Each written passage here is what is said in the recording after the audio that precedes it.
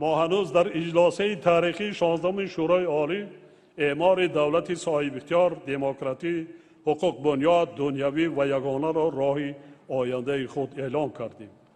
در رابطه با این یک مسئله مهم قابل تاکید است.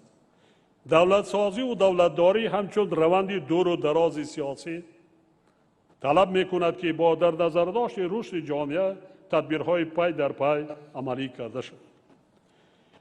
با درک چنین ضرورت در طول 30 سال استقلال در کشور ما کارهای زیادی به انجام رسانیده شد. در دوران صاحب استقلالی ساختار و فعالیت مقامات مرکزی و محلی حاکمیت اجرایی پیوسته تکمیل داده شد.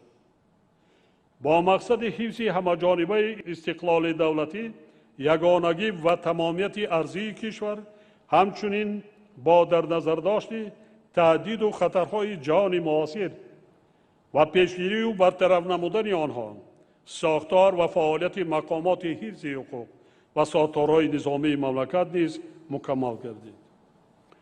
ما قوه‌های مسلح خود یعنی یکی از رکن‌های اساسی دولتداری را از صفر تأسیس دادیم.